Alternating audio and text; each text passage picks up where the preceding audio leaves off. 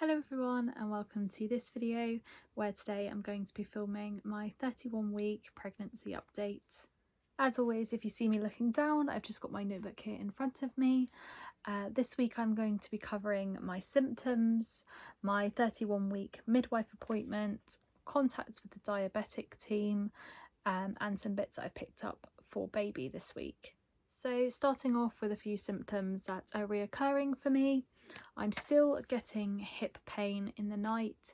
This doesn't happen every night, maybe once a week on average I would say, but I can wake up in the middle of the night and my hip will be really hurting. I think this is just from the pressure and lying more on my side during the night. I am still getting cramp. This does tend to happen more often than the hip pain. I can get this a few times a week. Sometimes it's nearly every day that I'm getting cramp now. It could be in my calves or feet, anything like that, but I'll often wake up in the middle of the night with cramp. I'm still feeling generally uncomfortable as well. It's usually in the afternoon I'll start to feel uncomfortable. However, not every day is like this. Some days I can have an afternoon where I'm absolutely fine, but in general I can just get really uncomfortable the later on in the day it gets, just around my stomach, feeling like I need to lie on my side to relieve some of the weight of my stomach. It always feels so nice when I finally get to lie on my side when I get into bed at night. It just feels like such a relief to me, and obviously I'm getting much heavier now, so that's definitely still the case. I have had a couple of headaches this week. It has gone back as well to being one that lasts more than a day. At the start of the week I had a headache that lasted over like 2 days-ish, so I had it all in the day, during the night, and then through the next day, but then luckily by the time I woke up the next morning it had gone. It's not super painful that I can't carry on with my day, it's just kind of like a normal level of headache. It's just obviously not nice when it doesn't go the next day when you wake up as well. It's just spread out over a long period of time. I have mentioned this to my midwife, but because I don't get them that often, they're not really too concerned. It's just every like few weeks or so I'll just have a day where I get them. Don't know whether that's down to having less sleep than normal, or it could be to do with the diabetes as well, but yeah, it can be just a bit of a pain in the week when I do get long-lasting headaches. I've still been feeling really tired through the week, so around 2 p.m. is when I'm kind of getting that slump in the day where I'm starting to feel really tired, like I want to go to bed. I have carried on going to bed quite early, not like 8 or half 8 like I was, but by the time it gets to about 9 I am just like, oh, do you know what? I think I've done enough for today, I'm gonna go to sleep, and I have felt like that most days as well. Heartburn I've had a couple of times through the week. Again, it still tends to be from having more flavoursome meals. We had gone out for dinner one night and I had horrendous heartburn all through the night afterwards. If I get heartburn it tends to be from my evening meals, and then I have problems with it throughout the night and sometimes through to the next day as well. I have got some sugar-free Rennies now, which I am taking. Before I go to bed, sometimes I feel a bit like, oh, I might get a bit of heartburn, so I'll have one before I go to bed. Sometimes I'll just wake up in the middle of the night and feel really sick, like I'm about to be sick, so I'll have a couple of Rennies then. It does seem to help a little bit, but yeah, hopefully that doesn't get any worse. I haven't actually been sick yet with it, so hopefully that carries on that way and the Rennies just continue to help me. I haven't actually mentioned this on any other weeks, but I feel like the whole of my pregnancy my hair has felt much thicker. Usually when I wash it, it will be coming out in handfuls all the time. However, I find when I wash my hair I might get 1 or 2 strands come out, but really in comparison to what my hair is normally like, that is nothing. I'm usually finding my hair absolutely everywhere. I know that's obviously really common in pregnancy, and then it's after birth that the hormones change and then it tends to fall out a lot, but at the moment it's feeling really thick and it's like it's growing so quickly as well. The final thing I wanted to mention for symptoms was I'm not sure if I've been having Braxton Hicks this week. There's been a couple of occasions where I've got up to go walk around, and I can feel my stomach getting tighter, kind of just all over. This tends to stop with movement, which I know Braxton Hicks can, But yeah, it almost feels like my stomach gets hard and it's gotten really tight for short periods of time. So this could possibly be Braxton Hicks. We'll see if that continues next week. But obviously I'm still only 31 weeks at the minute, so not actual contractions and nothing to worry about. So I'll go ahead now and talk through my 31-week midwife appointment. So when I arrived there was actually a different midwife to what I normally see. So I've been seeing the same midwife pretty much the whole way through my pregnancy, at my routine midwife appointments, that is. But the person we had today was different. They were really nice though, and she just went through the usual things that I have done at my appointments. She started off by checking my blood pressure, which was absolutely fine, luckily, and touch wood, it has been the whole way through the pregnancy so far. She then did check my urine, so when she tested it, it did come up at a 4+ on the glucose level, which is the highest I've had so far from the midwife.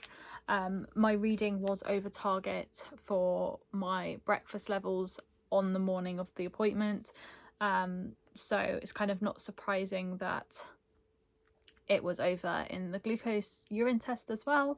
But she just said obviously to contact the diabetic team today, as I'd also mentioned that I had another reading over as well, so I was planning on doing that anyway.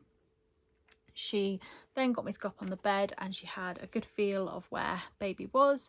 So they are still head down, which is great. Their back is still going up on my right hand side. So they're still in the same position as they have been. She then did have a listen to baby's heartbeat. It was 148 beats per minute, which is exactly the same as what it was last time. But she said that is all sounding good, which is excellent. She then went ahead and booked me in for my 34-week midwife appointment. She said that we'll be back with my normal midwife, and it's usually a bit of a longer appointment that time. She said that she will go through my birth plan with me, kind of what I'm hoping for labour and things like that. But other than that, it was quite a quick midwife appointment this week. They don't measure my stomach as I'm having growth scans, so I was in and out pretty quickly. But yeah, that was it for the midwife. So I'll go ahead now and talk through my contact with the diabetic nurses for my gestational diabetes. So after that appointment, I gave them a phone call, as I'd had my breakfast reading out on that morning, and I'd also had another fasting reading out since when I phoned them the previous week. They did get me to go through what I'd eaten and my levels. However, obviously my food tends to stay the same for breakfast pretty much every day. Fasting is not to do with food. So they said now that I need to start splitting my breakfast. So they did mention to me last time that this was a possible step that they might take. So I usually have 2 pieces of seeded toast, like the small toasty size with some peanut butter on, and then I'll have a little bit of Greek yogurt and berries. But they've suggested that I have 1 slice of my toast with the yogurt and berries, and then wait to do my reading an hour later, see what it is, and then have my second slice of toast. They particularly don't want me cutting out any of my food, as I'm already on a really low carb diet, and they want me to be keeping the carbs in. So they've said for me that's how they want me to go forward with it, which I agreed with is absolutely fine. Other than that, they said just see how the week goes with my fasting readings, see if splitting my breakfast works, but if not, if it's still becoming a problem, then to contact them by the end of the week, as my next steps would be insulin, so they would discuss that as and when needed. But other than that, they're happy with just changing the breakfast for now and seeing how that goes for me. So I continued to do that for the rest of the week, and that seems to have been working absolutely fine. I haven't actually had any more readings over, haven't had any fasting readings over, so hopefully that is doing enough now to work for me for a few more weeks at least, and we can hopefully hang off having to be put on insulin, but we'll just have to see how everything goes with that. That was it for my gestational diabetes update, so I'll go ahead now and talk through a few bits I've picked up for baby this week. So I did a order on Amazon, as I had like a few little bits that I've still got remaining, but I think they're actually bits that I really do need, just in case baby arrives. They're bits that I'm going to need straight away, so I wanted to make sure I got them ordered. It was all bits like sheets and things like that that need ordering and washing as well. And we also want to make sure they fit properly on the mattresses. So I've ordered some Moses basket sheets, some next to me crib sheets, and also some cot sheets. I've also ordered waterproof mattress protectors for all of those items as well. We did also order our changing bag. I had picked the one that we wanted. We picked through some for ages a few weeks ago, and managed to narrow it down to this one. They've actually arrived now, and I'm so happy with the changing bag. I will do a video eventually showing all the bits that we've picked up for baby, but just waiting on the last few items to arrive before we go ahead and do that. Because we did this on my partner's Amazon account, I usually just use mine. However, he hadn't claimed his free baby wishlist free gift, so we managed to get hold of the Fisher Price stacking toy, so that was really good. So we've got some bottles from using the Amazon wishlist and also the toy. I believe sometimes you can actually get a few other items that are quite good, but they often go out of stock, so it's just kind of keeping your eye on it where as and when they become available. And finally, the last thing I did order was our changing mat.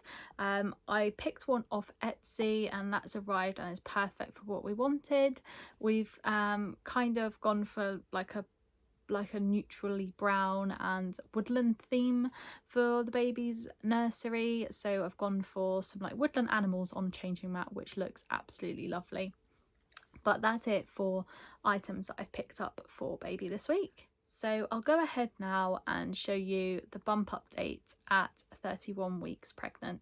So this is the bump update at 31 weeks and 6 days. So that's everything for my 31 week pregnancy update. Thank you so much for watching, and I'll see you next week. Goodbye.